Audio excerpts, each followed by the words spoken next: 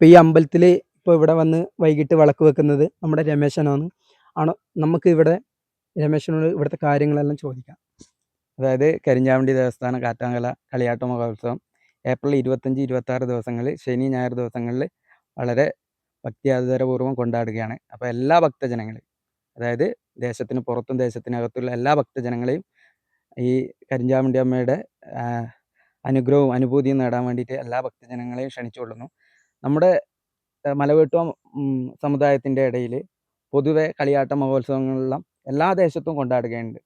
അപ്പോൾ അങ്ങനെയുള്ള സാഹചര്യത്തിൽ പൊതുവെ കരിഞ്ചാമുണ്ടീനെ കെട്ടിയാടൽ രാവിലെയാണ്. പക്ഷേ നമ്മുടെ മൂപ്പന്മാർ മുതൽ നമ്മുടെ മുത്തൻ, അതേപോലെ തന്നെ വല്യച്ഛൻ, അമ്മാവൻ, അവരുടെ കാലഘട്ടം മുതൽ തന്നെ കൃത്യമായിട്ട് കരിഞ്ചാമുണ്ടീനെ ഇറക്കുന്നത് അതിൻ്റെ ഏത് ഭാവത്തിലാണോ അതേ രൂപത്തിൽ കിട്ടാൻ വേണ്ടിയിട്ട് വൈകുന്നേരമാണ്, അതായത് സന്ധ്യയോട് ചേർന്നിട്ടാണ് കരിഞ്ചാമുണ്ടീനെ ഇറക്കുക.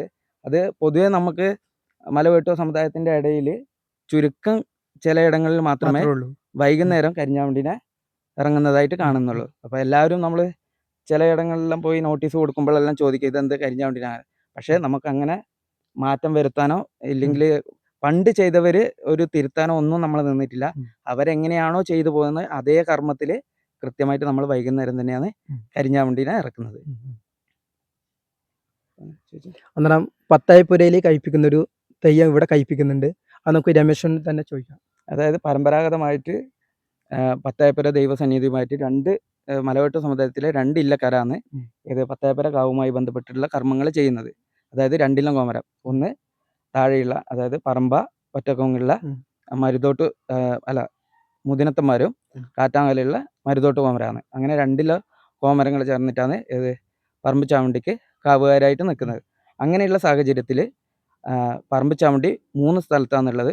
ഒന്ന് പത്തായപ്പുര ദൈവസന്നിധിയിലും, ഒന്ന് മുതിരത്തന്മാരുടെ പതിയിലും, ഒന്ന് നമ്മുടെ കാറ്റാങ്കല കരിഞ്ചാമുണ്ടി ദേവസ്ഥാനത്താണ് പറമ്പ് ചാമുണ്ടീനെ കെട്ടിയാടുന്നത്. അപ്പോൾ പറമ്പ് ചാമുണ്ടീനെ കെട്ടിയാടുന്ന വേളയിൽ കൃത്യം വൈകുന്നേരം ഒരു 3 മണിക്കാണ് നമ്മുടെ ഇവിടെ കെട്ടിയത്. അത് പക്ഷേ മുതിനത്തന്മാരുടെ അടുത്ത് കെട്ടുമ്പോൾ പറമ്പ് ചാമുണ്ടി കെട്ടുകയും അത് പത്തായപ്പുര ദൈവസന്നിധിയിലേക്ക് പോയി അവിടെ ദർശനം നൽകുന്ന ഒരു ചടങ്ങെല്ലാം. പക്ഷെ ഇവിടുന്ന് അത്ര ഒരു ചടങ്ങ് വളരെ ദൂരമായതുകൊണ്ട് അത്ര ഒരു ചടങ്ങില്ല. പകരം കെട്ടിയാടി ഒരു ദർശനം നൽകുന്ന രീതിയിലാണ് നമ്മൾ തെയ്യം കോലത്തിൽ ചെയ്യുന്നത്.